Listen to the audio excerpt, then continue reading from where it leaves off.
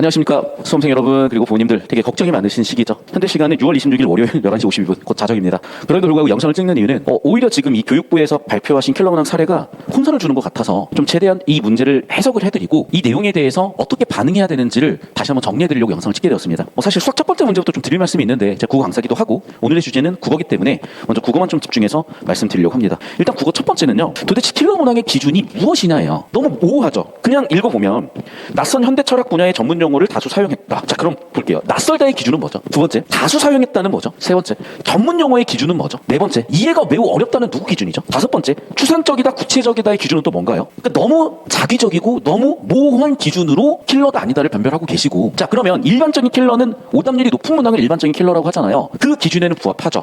왜냐하면 이 문제는 화작 학생들은 오답률 1등, 엄매 학생들은 2등 또는 공통 1등을 한 문항으로 예측이 되거든요. 두 번째 문항 두 번째 문학의 33번 문제인데, 얘는 엄매 화작 두 학생 다 화작 선택한 학생들은 오답률 2등, 엄매 선택한 학생들은 오답률 1등 문항이요. 결국 무슨 얘기냐? 오답률 1, 2등 문항이 킬러 문항이라고 하신 것 같아요. 차라리 그렇게 얘기하시는 게 맞지 않았을까? 그러면 납득이 쉽잖아요. 물론 그 자체도 문제가 되죠. 그럼 오답률 높은 문제가 킬러면은 도대체 오답률이 높다의 기준은 무엇인가? 이게 진짜 꼬리에 꼬리를 무는 겁니다. 그러니까 사실 결론부터 놓고 얘기를 하면 얘는 약간 무리수 아닌가 싶어요. 그래서 그냥 예년하고 똑같이 출제되는 거 아닌가? 그냥 한번 해프닝으로 끝날 확률이 매우 커 보인다. 뭔가 지금 대안이 있거나 뭔가 큰 고민과 큰 해법을 가지고 얘기한 게 아니라 그냥 이슈가 터져버렸고 이슈를 어떻게든 수습하는 느낌만 든다. 왜 더더욱 그러냐면, 예년으로 또 가볼게요. 23학년도 출제 문항인데 얘도 결국엔 오답률 1등 문항이에요. 자, 그럼 22학년도로 가볼까요? 22학년도는요, 세 지문인데 전부 다 독서 문항이에요. 결국 무슨 얘기냐? 오답률이 높거나 과도한 융곡할 소재를 썼다라는 거거든요. 그런데 다시 한번 얘기하지만 그 문제들 모두 다 되게 기준이 모호하죠. 첫 번째, 그럼 도대체 오답률 기준을 어떻게 가져가실 거냐는 거예요. 도대체 오답률이 이거 이상으로 내면 되냐 안 되냐. 그리고 어떻게 오답률을 예측을 해요? 물론 대략은 예측할 수 있겠죠. 이건 애들이 힘들어하겠다. 이건 학생들이 잘 맞추겠다. 근데 예를 들면 오답률 30% 돼, 안 돼? 30% 어떻게 맞춰 이거를? 그러니까 너무 이거는 기준부터가 먼저 너무 모호하고요. 두 번째, 저는 이 부분이 너무 납득이 안 돼요.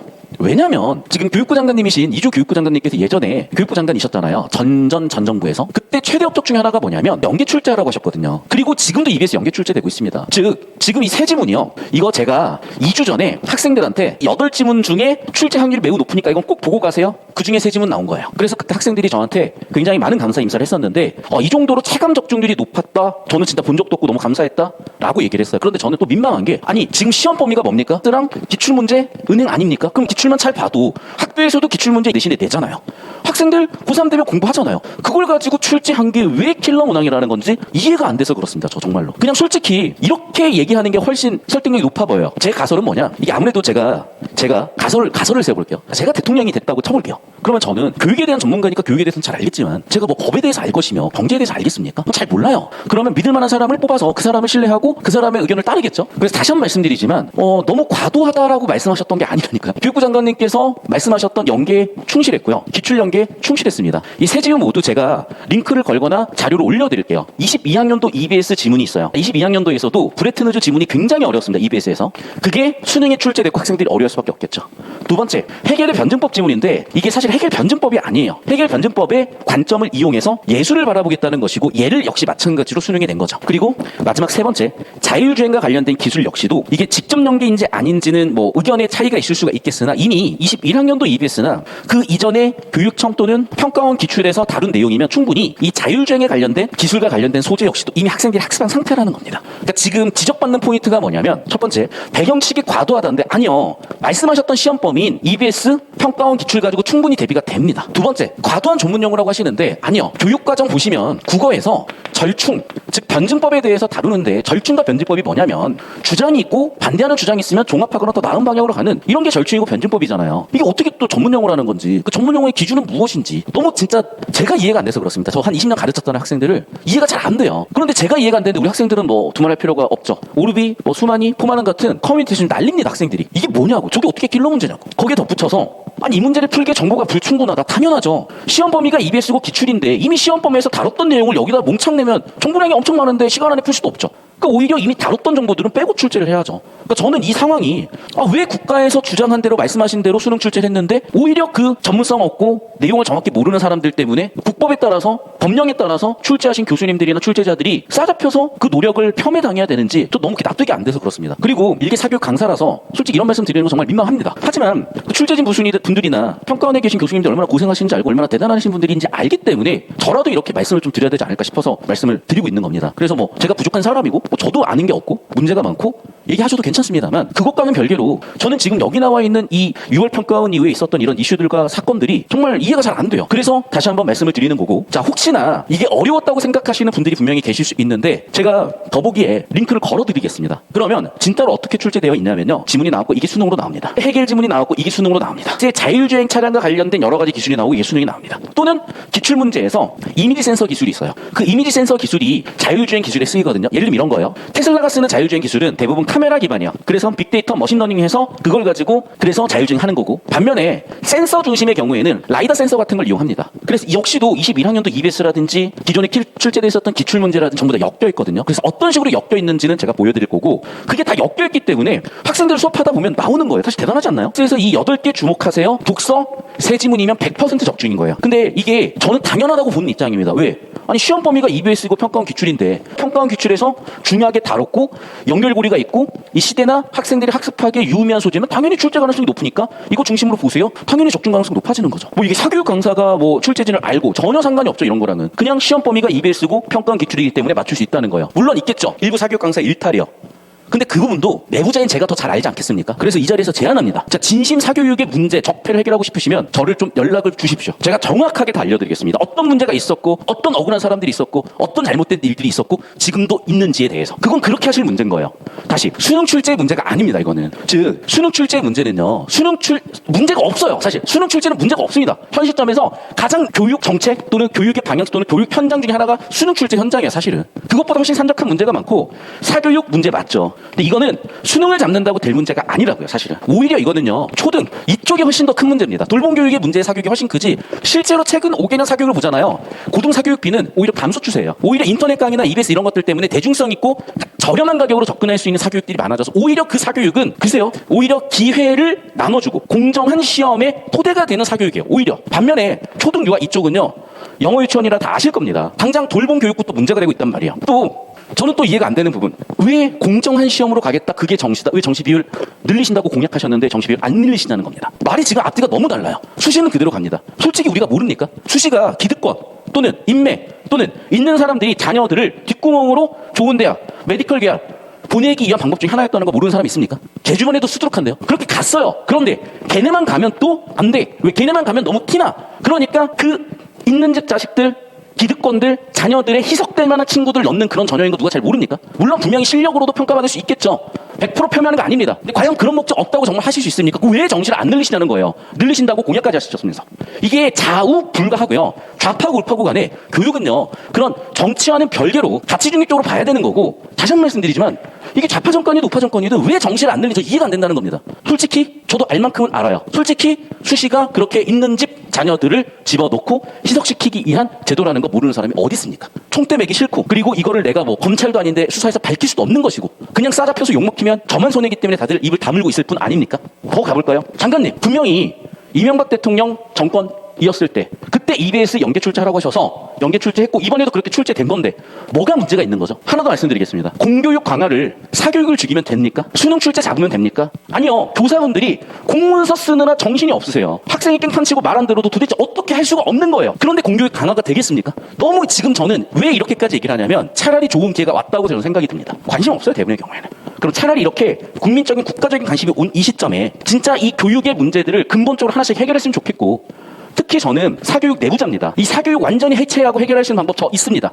제가 아이디어를 드릴게요. 근데 제가 수사를 할 수는 없잖아요. 맞죠? 제가 기소를 할 수도 없잖아요. 제보는 드릴 수 있어요. 어떻게 접근해야 되는지도 알고 있습니다. 두 번째, 그럼 범죄적인 영역 말고도 구조적인 문제가 분명히 있습니다. 사교육. 분명히 사교육 업계는요, 왜곡된 시장에서 부당이득을 취하고 있는 부분이 있어요. 그럼 그분은 어떻게 해결할 거냐? 내부자님 모른다니까요.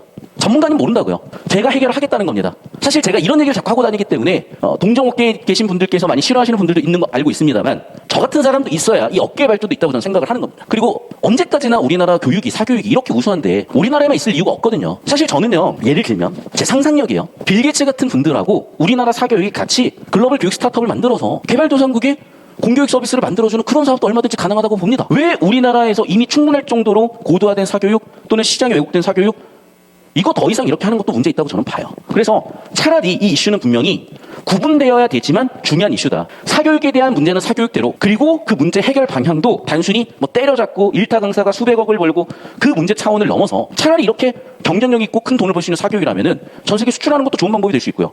두 번째, 이런 정책적인 부분이 과연 수능 킬러 문제를 안 낸다고 해결될 게 아니지 않습니까? 사교육 잡는다고 해결될 문제가 아니라니까요.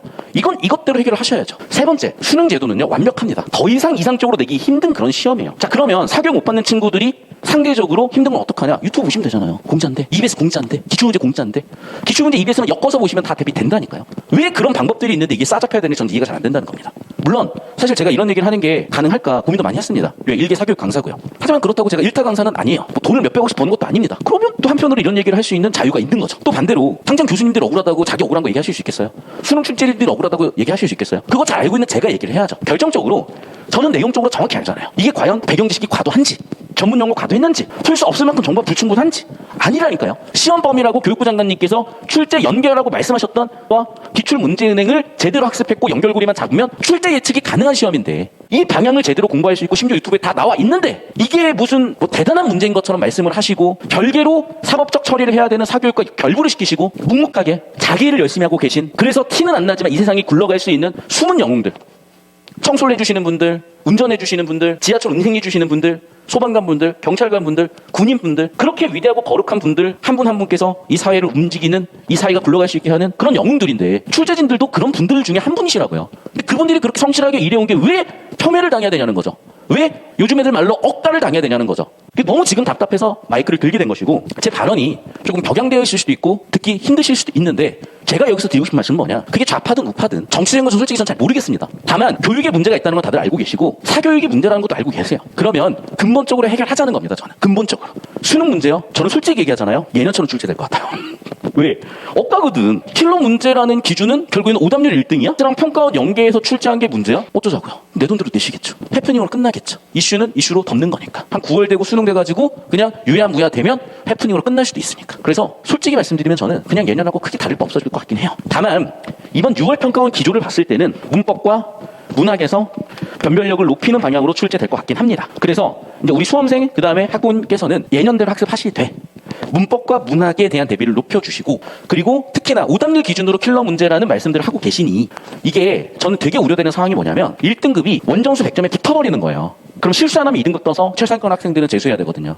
만약에 이런 일이 벌어지자면 사실은 화법 선택이든 문법 선택이든 크게 유불리는 없을 수 있습니다만 1등급 점수가 만약에 화작이 막 97점에 붙어버리고 이번 6월 평가원처럼 엄매 90점 초반대가 나와버리면 엄매 선택하는 게 굉장히 유리해진 시험이 돼버릴 수밖에 없어요. 그래서 자, 이 내용을 바탕으로 화작 선택이냐 엄매 선택이냐는 별도의 영상과 칼럼으로 찾아뵙도록 하고, 다시 한번 말씀드리겠습니다. 지금 교육부에서 공식적으로 말씀하신 이 킬러 문항들, 특히 22학년도 킬러 문항은 독서 세 주문 다 나왔는데 이건 절대 킬러가 아닙니다. 절대 얘가 과도한 배경 지식이나 과도한 전문 용어를 그 다음에 풀 수 없을 정도의 정보 불충분 아닙니다. 전부 다 시험 범위인 EBS와 기출 가지고 낸 겁니다. 이게 문제셨다면 이거 어떻게 학습하셔야 되는지 다 제 유튜브에 나와 있고요. 그게 유튜브에 막 이렇게 전개돼 있으니까 이걸 정리해서 드리는 과정을 또 영상으로 한 번 더 뵙고 칼럼에서 뵙도록 하겠습니다. 이번 기회를 통해서 제가 좀 사교육 내부자로서 가지고 있었던 문제 의식과 해결 방법에 대해서 좀 공유할 수 있는 시간이 됐으면 좋겠고, 시간이 짧다 보니까 많은 내용을 자세하게 못 드렸습니다. 제 유튜브의 대부분의 내용은 아주 내용적인 얘기들입니다. 그래서 보시다 보면 당장 올해 고3 수험생들 많이 도움이 되실 거고, 부모님들께서도 야, 우리 애들이 이렇게 수능 공부하다 보면은 법적인 거 다룰 수밖에 없고, 그러면 전세 사기 안 당하겠네, 아파트 매매 계약할 때 기본적인 개념을 알고 가겠네, 철학적으로 이런 사고를 배우겠네, 인간이라는 게 어떤 존재인지, 감정은 어떻게 다뤄야 되는 건지, 자아 성찰을 어떻게 하는 건지, 성인이 살아가는데 필요한 것들을 이 수능 국어 시험을 거치는 과정에서 충분히 길러낼 수 있겠네 라는 게 분명히 보이실 겁니다. 그래서 다시 한번 말씀드리지만 이 수능 국어 시험은요, 정치, 경제, 사회, 문화뿐만이 아니라 인간으로서 살아가야 되는 기본인 철학, 사고하는 힘인 논리학, 동시에 인간은 감정으로도 살아가기 때문에 인간의 감정을 다스리는 문학, 이런 앞으로의 시대에 살아가는 데 필요한 지식과 생각하는 힘, 사고하는 방법, 가치관 등을 건전하게 형성하기에 너무 좋은 시험이고, 다시 말씀드리지만 국어를 사교육을 받아야 된다는 더 아니었던 것 같아요. 왜냐하면 애들 국어하고 잘 안 다니잖아요. 그리고 얼마든지 기출문제 가지고 해결할 수도 있고. 그래서 다른 과목은 잘 모르겠습니다만 최소한 국어에 있어서만큼은 전 이거 그냥 좀 해프닝 같다 라는 게 제 결론입니다. 다만 그래도 어쨌든 대통령제에 의해서 운영되는 국가이다 보니 변화되는 양상은 문법과 문학의 변별력이 높아질 가능성이 꽤 높다. 정리하면 예년과 같이 준비하되 이번 6월 평가원을 기점으로 지금의 정부의 의중을 해석을 하며 문법 문학 변별력이 높아질 것이니 그런 변별력이 높아질 유형과 학습 방향에 대해서 기말고사 이후에 공부하실 수 있게끔 제가 유튜브에 자료 같은 걸 공개해드릴 테니까 잘 활용해 보셨으면 좋겠습니다. 늦은 시간 찍고 있는데 좀 부모님들께 학생들께 도움이 됐으면 좋겠고 교육이라는 게 정말 우리의 미래이기도 하고요. 동시에 저는 이 교육 서비스가 우리나라에만 머무르지 말고 그게 뭐 공적 원조, ODA 같은 또는 우리나라가 이제 선진국이잖아요. 그래서 해외에 이렇게 개도국들의 긍정적 영향을 줄 수 있는 매우 좋은 소지라고 생각을 하거든요.